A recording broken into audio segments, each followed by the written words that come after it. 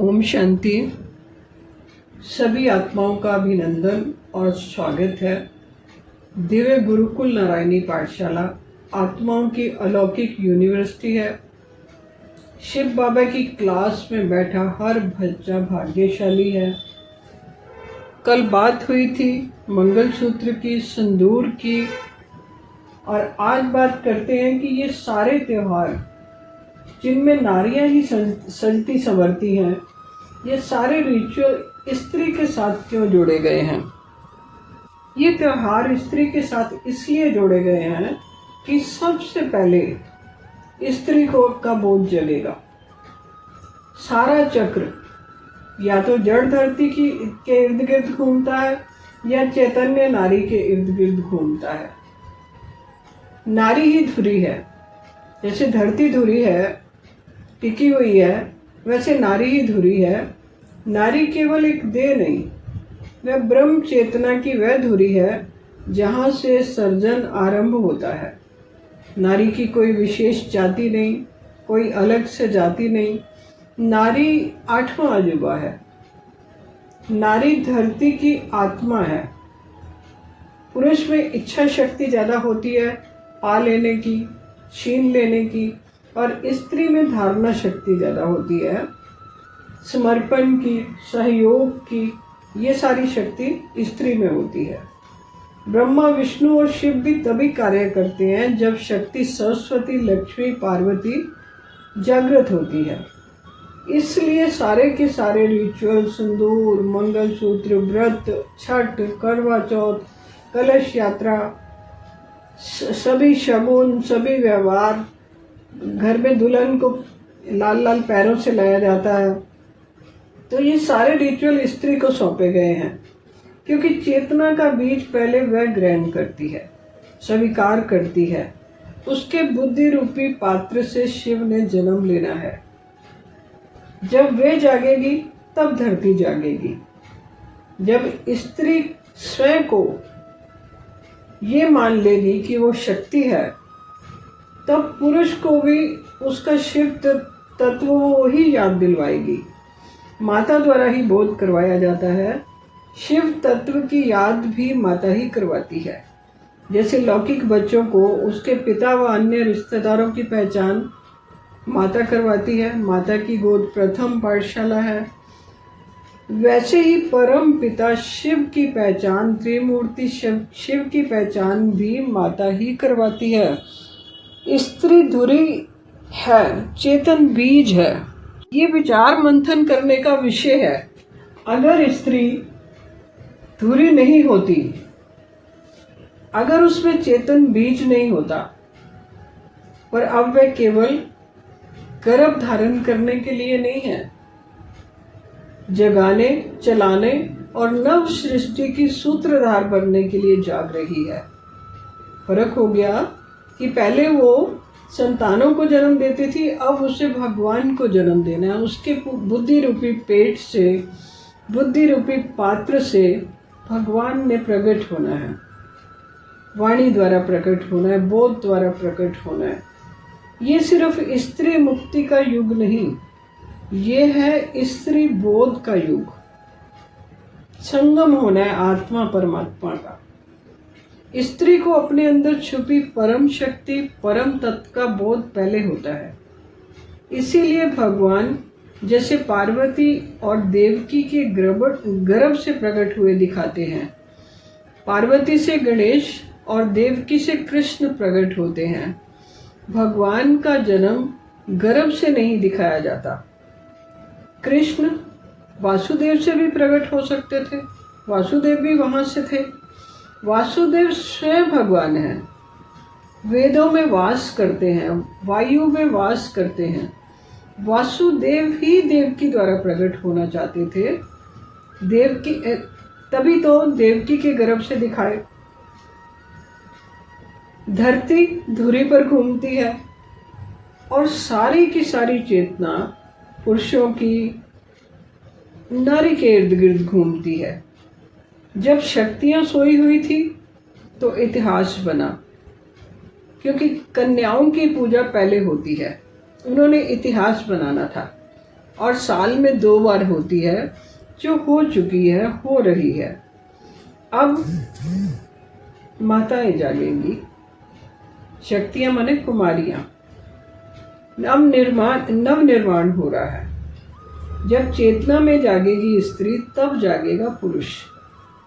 ये लिख लो कहीं पे कि सबसे पहले स्त्री को जागना होगा, तो हर घर की माता को जागना होगा। तब वो बच्चे को शिव पिता के बारे में बता पाएगी। तो पहले एक शिवालय बनता है, वहां से उद्घोषणा होती है। सृष्टि वही बदलती है जहां स्त्री भीतर से बदलती है। जब स्त्री को पूर्ण रीति बोध हो जाता है कि मैं सदा सुहागन कैसे हूं, मेरा वर अविनाशी है। ये आत्मिक ज्ञान है, शारीरिक ज्ञान नहीं, देह का ज्ञान नहीं। देह से ऊपर उठ के आत्मिक ज्ञान की तरफ जा रहे हैं हम लोग। नारी का बोध नहीं जगता, कोई धर्म, कोई शक्ति नहीं। शिव भी तब तक कुछ नहीं, शिव भी तब तक अधूरा है जब तक शक्ति नहीं उसमें, शक्ति प्रकट नहीं होती। शिव भी शव है। जब तक शक्ति जागृत नहीं, तो जागना किसे कहते हैं? स्त्री को, माताओं को खुद जागना है, फिर पुरुषों को जगाना है। रचयिता नारी शक्ति और रचना पुरुष। कृष्ण भगवान भी माता से पालना लेते हैं। नारी की स्मृति जगते ही आगे के कर्तव्य शुरू हो जाते हैं, पालना के कर्तव्य। भगवान स्वयं को नारी द्वारा प्रकट करना चाहते हैं। अभी जेल की बात बताई कि वासुदेव थे वहां पे, तो वो स्वयं को प्रकट करना चाहते थे। उनका अस्तित्व ही सब लोग भूल गए थे।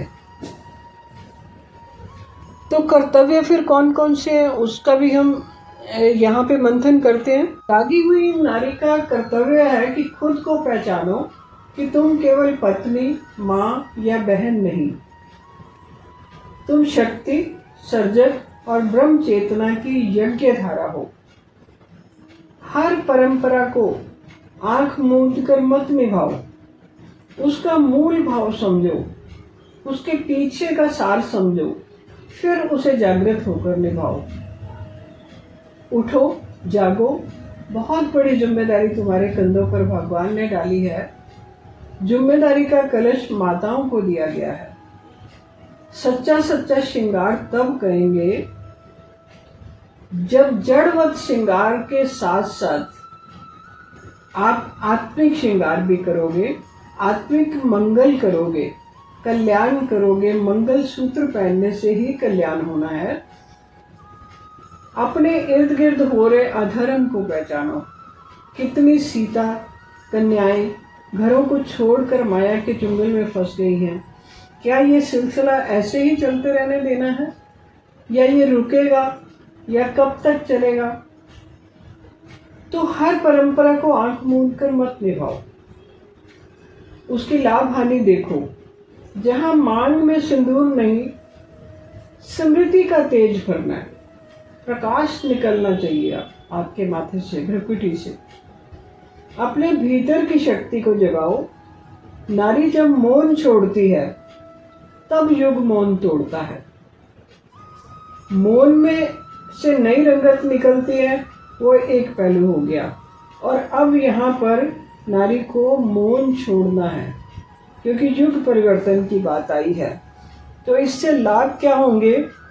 नारी के भीतर का अज्ञान टूटेगा कि वह केवल सहने वाली नहीं, सुनाने वाली बन जाएगी। तभी परिवार, समाज और राष्ट्र ध्रुव की तरह स्थिर होंगे।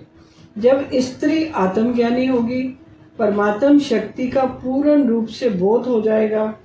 शक्ति जगाने पर पुरुष को भी अपने शिव स्वरूप की अनुभूति होगी। उन्हें भी शिव तत्व से रूबरू कराने का नारी का पहला कर्तव्य है। नारी की आत्मा जब परमात्मा से जुड़ती है, तब धरती पर स्वर्ग उतर आता है। तो निष्कर्ष क्या निकला कि श्रृंगार कैसा करना है। सभी रिचुअल जो है वो स्त्री के साथ जोड़कर देखे गए हैं, क्योंकि पहले नारी को जागना है। नारी बोध ही युग परिवर्तन का बीज है। ये लिख लीजिए कि आपको बोध हो गया कि आप सदा सुहागन हैं, ये युग परिवर्तन का बीज है। नारी का बोध कोई स्त्री आंदोलन नहीं, कोई धारणा नहीं, कोई लड़ाई नहीं, कोई क्रांति नहीं, ये बहुत ही सुंदर बदलाव है, ये परिवर्तन है, ये ब्रह्म आंदोलन है, जहाँ शक्ति केवल देवी नहीं, साक्षात जागृत चेतना बनकर संसार को दिशा दे, बताए कि तुम ये सब कर सकती हो। करना है, अपने परिवार और समाज में प्रेम और सेवा का प्रचार करना है। परिवार और समाज को एक सूत्र में पिरोना है। एक सूत्र कौन सा? मंगल सूत्र हो गया, जिससे सभी का मंगल होना है, कि त्रिमूर्ति शक्ति का बोध करवाना है। ये एक सूत्र है। एकता का प्रचार करना है, आत्मा का परमात्मा के साथ गहरा संबंध बनाना है। संकटों में, धैर्य में इससे उत्साह बढ़ेगा। तो हर घर तिरंगा, हर घर त्रिमूर्ति, हर घर वंदे मातरम का नारा गूंजे, हर घर जय भारत का नारा गूंजे, हर घर जय भारती का नारा गूंजे। आज इतना ही। ये कड़ी जारी रहेगी श्रृंगार के ऊपर, कि आत्मीय श्रृंगार में और कौन कौन से श्रृंगार करने और कैसे करने हैं। ओम शांति।